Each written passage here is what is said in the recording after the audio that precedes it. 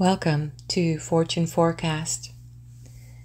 And the next book that we're going to dive into is from William Walker Atkinson. He was born December 5, 1862, and walked here on the earth through November 22nd, 1932. He was an attorney, merchant, publisher, and author, as well as an occultist and an American pioneer of the New Thought movement. And that is why I thought it would be appropriate right now to jump into some of his material.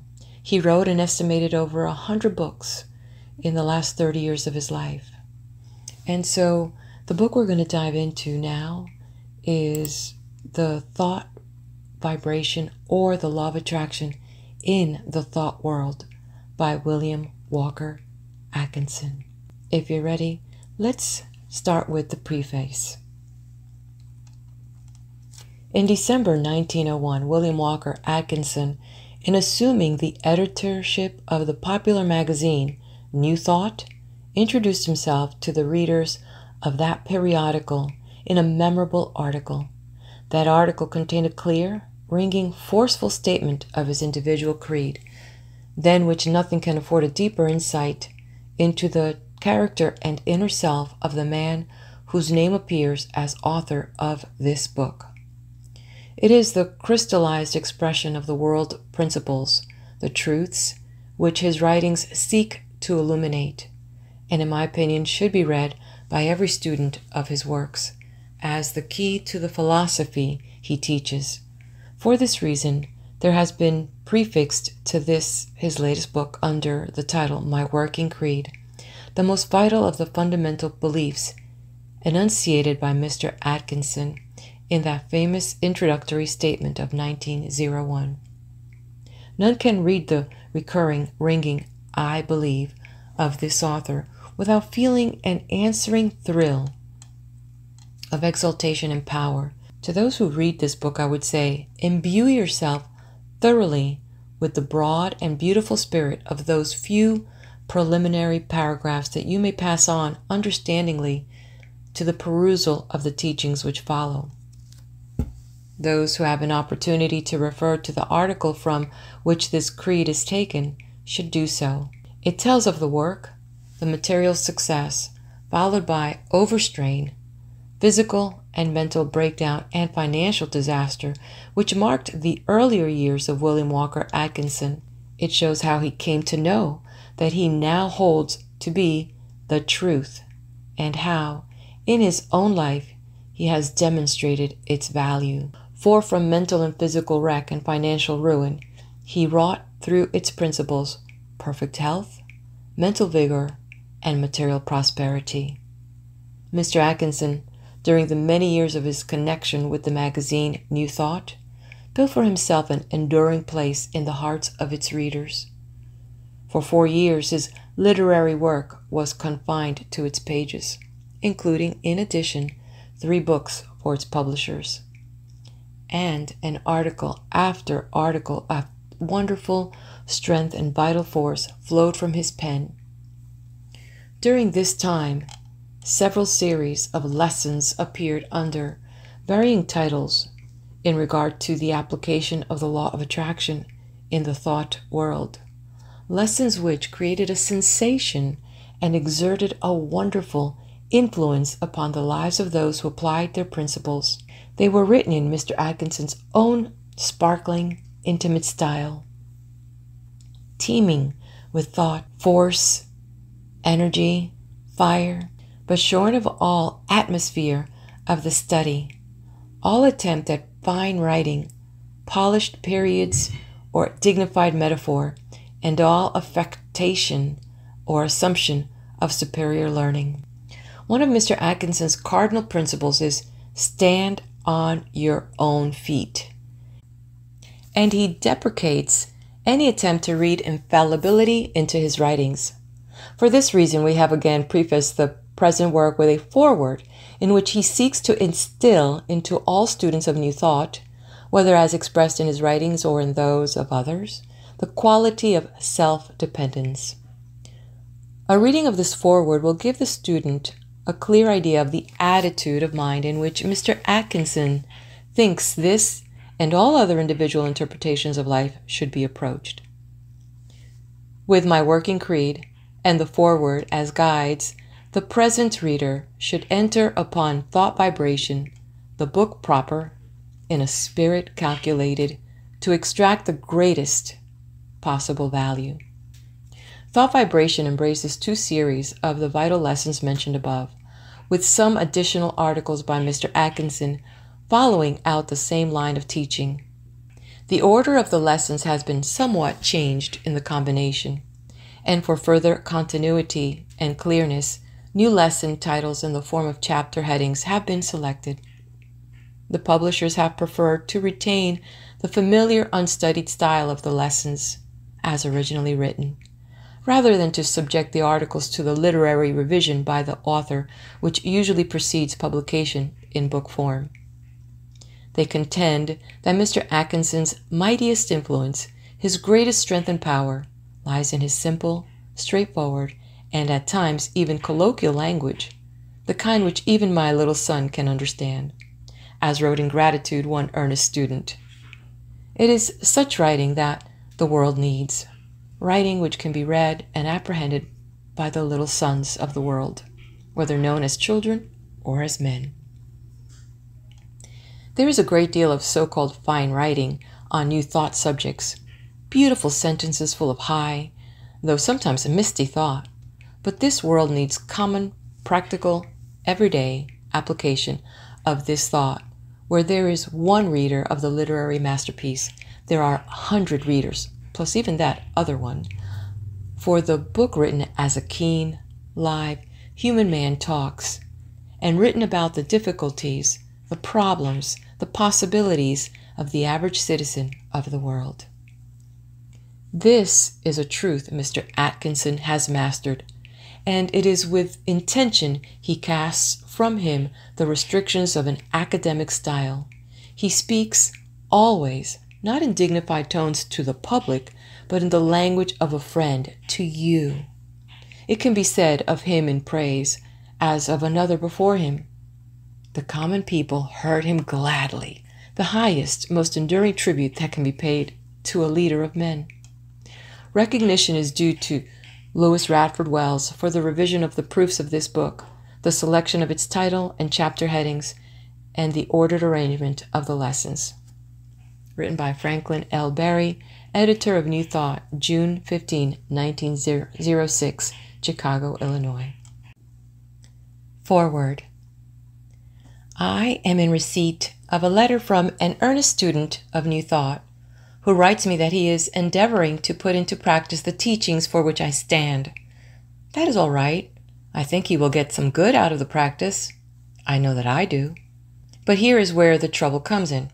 He goes on to say that he is a faithful disciple of mine and is content to sit at the feet of the teacher. Now, if you will pardon the slang, I must say that such talk makes me tired. I wish no disciples. Disciples are mere parrots repeating what one says, mere human sheep trotting along after some conceited old bellwether. I do not wish to pose as a bellwether, nor do I wish a flock of human sheep trotting after me. I want every one of my fellow students of mental science to be his own bellwether. I like camaraderie and mutual help, the help of interdependence. But I don't like this talk of master and disciple, of leader and follower, this talk and idea of dependence. As for sitting at one's feet, the idea arouses all the spirit of independence within me. I don't want to sit at anyone's feet, and I don't want anyone to sit at mine. I am willing, and often glad, to listen to some teacher and to pick from his teachings such bits of truth as my mind is ready to receive. I am willing to say, I don't know, and to accept from others that which appeals to me as truth. Not because the others say that it is truth, but because my mind recognizes it as such. I take my own wherever I find it, because I recognize it as mine. I know that all students and teachers get their knowledge from the only source of supply. They can't get it from anywhere else. And if some other fellow happens to see a particular bit of truth before I do, I gladly accept a portion of it from his hands, be he king or beggar. While if I happen to see the thing first, I will gladly share it with all who are ready for it and who may want it, without feeling that I am a leader or a teacher, or they are followers or disciples. We are all fellow students, that's all. I recognize no man as my master, and I spurn the person who would call me master, if there be any so foolish. This feet-sitting talk makes me very, very wary. I am fully aware that certain teachers convey the idea that they are chosen mouthpieces of the infinite, and that all truth teachings must bear their hallmark. And I also know the fanatical devotion and bigotry that many of the followers of such teachers manifest. But this is all child's play. The teachers sooner or later will be brought up against good hard stone walls, and their heads will be bruised until they realize just where they are at. And the disciples will have some individuality knocked into them later on, and will be made to stand upon their own feet, by reason of the props being knocked from under them. The new thought aims at making individuals, not at converting people into droves of sheep, following the tinkle of the bell of some conceited old bellwether, who imagines that he is the whole thing. The growing soul must realize that it has within itself all that it requires. It may gladly accept from others suggestions, advice, bits of knowledge, and the like as it goes along, the soul itself being the only judge of what it requires at each particular stage. But in the end, it must do its own work and must stand on its own feet. All the teachings in the world will not help you unless you take hold of the matter yourself and work out your own salvation. You cannot get true mental or spiritual teaching by simply paying so much for a course of lessons and doing nothing yourself. You must bring something to the teacher before you can take anything away. You must work up to an understanding before the teachings of another will do you any good. The teacher may make a suggestion that will open up a line of thought for you, or he may point out a way that has proved of value to him and thus save you much time and trouble. But you must do the real work yourself. A teacher may be so filled with the truth that he will overflow, and you will get some of the overflow. I believe that truth is catching. But even so, unless you make that truth your own by living it out and applying it to your needs, it will do you no good. And so long as you are content to sit at his feet and do the disciple act, you will not grow 1 inch. You will be merely a reflection of the teacher instead of being an individual. We need a jogging up on this point every once in a while, lest we forget. It is so easy to have your thoughts pre-digested for you by some teacher or writer. So easy to receive your teaching in capsules. It is so nice to be able to sit down and swallow the tabloid that the teacher or writer kindly has prepared for you, and imagine that you are getting the real thing. But I tell you, friends, it won't do the work. Imbibe all the teachings you please, but you have got to get down to business yourself. You can't give someone else a power of attorney to do the work in your place. Life accepts no substitutes. You must step out yourself. It is mighty easy, this idea of paying so much in time or money to some teacher or writer, and then sneaking into the kingdom of heaven holding onto his skirts. But it won't work. You've got to do some hustling on your own account.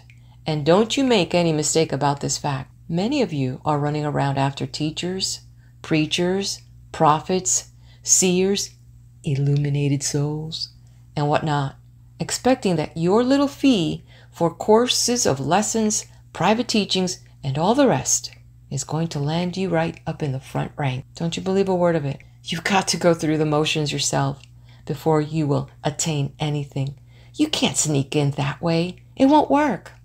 I look around me and see many of these poor creatures sitting at the feet of someone or other, sinking their individuality in that of the teacher, and not daring to think an original thought, lest it conflict with some notion of their master. These good souls are so full of the teaching they're imbibing, They will repeat it by the yard, phrase after phrase, like a well-trained parrot. They don't understand a bit of it. They are like the moon which shines by reason of the reflection of the sun's rays, and has no light or heat of its own. The talk of these disciples and sitters at the feet is nothing but moonshine, mere reflected light. Moons are dead, cold things, no light, no heat, no fire, no energy. Dead, dead, dead. Cold, barren, and played out. Stop this moon business and build yourself up into a sun. You have it in you. Manifest it. Start yourself in motion and manifest life. Don't suppose that you must be able to solve all the riddles of the universe before you can do anything. Never mind about those riddles. Just you get down to the task that lies ahead of you and throw into it some of that great life principle that is within you, waiting for a chance to manifest itself. Don't make the mistake of supposing that this or that teacher has solved the great riddle. If he says he has, he's only bluffing and whistling to keep up courage. He may have found a good-sized chunk of the truth, and if he's willing to pass you a bit of it, all right, but he hasn't the whole thing by a mighty sight. The whole thing isn't placing itself in the exclusive control of any little bit of itself. No one has a monopoly of knowing, a corner on the truth. It is yours as much as anybody's, but you must dig for it. Don't bother about the theories or the unsolvable riddles. Just get down to business and begin to live. Sometimes I amuse myself by reading some of the theories and explanations of those who think that they have hold of the whole thing. After I get through with the theories of one dear short chap, I take up the directly opposite theories of another fellow who considers himself the special mouthpiece of the absolute. Whew, it's a great brain shaker. If you're not careful, you will find yourself being served a nice dish of scrambled brains. When I get sort of stewed up over such things, I go out into the sun and fall back on the laughing philosophy, which soon brings me around all right. Nothing will puncture these bubbles so quickly as a good dose of laughter. Laughter is the only thing that keeps the race from madness. The sense of humor is God's best gift to man. Try it the next time you get stewed up with high statements, basic truths, axiomatic principles. Beware of any teachings that will not stand the test of the sunny out of doors and the application of the laughing philosophy. Shun the teachings that required a pursed up mouth and a strained, preternaturally sober face. Have nothing to do with teachings that require a dim, dark, sunless room to be absorbed in. Beware of teachings and doctrines that bear the musty smell of the cell upon them. Carry out into the sun the teachings that are offered you, and see whether or not they fade. Apply the chemical of laughter and ascertain whether the stuff bleaches. Remember this test when you're perplexed or worried over some strange theory or doctrine, no matter from whence it comes. If anyone tells you that which will not bear the test, discard the teaching, for it is spurious in that event. Try this on my writings along with the others. Stop being moons. Stop living by reflected light. Get into action and convert yourself into a living sun. You can do it. It is within your power. Every human soul contains within it the elements of the sun. Get to work and express yourself. Stiffen up your backbone and hold your head erect. Don't be afraid to say, I am it. This is a straight, from the shoulder talk. Don't tell me that you're disciples of mine. I disown you. I refuse to have disciples. Don't try to sit at my feet. If you do, I will use my feet to push you off the platform. I need room to swing my feet about and don't want people sitting there. But if you wish to call me brother, or fellow student, or schoolmate in the kindergarten of God, I will be glad to have you do so.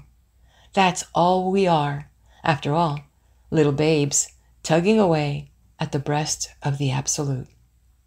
William Walker Atkinson. My working creed. I believe that the mind of man contains the greatest of all forces, that thought is one of the greatest manifestations of energy. I believe that the man who understands the use of thought force can make of himself practically what he will. I believe that not only is one's body subject to the control of the mind, but that also one may change environment, luck, circumstances, by positive thought taking the place of negative. I know that the I can and I will attitude will carry one forward to success that will seem miraculous to the man on the I can't plane. I believe that thoughts are things, and that the law of attraction in the thought world will draw to one just what he desires or fears. I believe in the gospel of work, in hustling. I believe in the I do as well as the I am. I know that the man who will take advantage of the power of the mind and who will manifest that power in action will go forward to success as surely and as steadily as the arrow from the bow of the skilled archer. I believe in the brotherhood of man. I believe in being kind. I believe in everyone minding his own business and allowing everyone else the same privilege. I believe that we have no right to condemn. Let him who is without sin cast the first stone. I believe that he who hates is an assassin, that he who covets is a thief, that he who lusts is an adulterer, that the gist of a crime is in its desire. Seeing this, looking into our own hearts, how can we condemn? I believe that evil is but ignorance. I believe that to know all is to forgive all. I believe that there is good in every man. Let us help him to manifest it. I believe in the absolute equality of the man and the woman. Sometimes I think that the odds are slightly in favor of the woman. I believe in the sacredness of sex, but I also believe that sex manifests on the spiritual and mental planes as well as on the physical. And I believe that to the pure all things are pure. I believe that man is immortal, that the real self is spirit, which uses mind and body as its tools and manifests itself according to the fitness of the tools. I believe that man is rapidly growing into a new plane of consciousness in which he will know himself as he is, will recognize the I am, the something within. I believe that there is an infinite power in and of all things. I believe that although today we have but the faintest idea of that power, still we will steadily grow to comprehend it more fully. We'll get in closer touch with it. Even now we have momentary glimpse of its existence, a momentary consciousness of oneness with the Absolute. I believe that the greatest happiness consists in maintaining toward the Absolute the attitude of the trusting child who, feeling no doubt of the parent's love, no doubt of his wisdom, places his little hand in that of the parent and says, "Lead thou me on." I believe that he who feels towards the Absolute the trustfulness of the babe which places its little tired head so close to the breast of the mother will also be conscious of the tender answering pressure as the babe is drawn just a little closer to the mother heart. William Walker Atkinson. And that sets the stage for the upcoming chapters. Are you ready for the new adventure? Come join me as we move on to Chapter 1.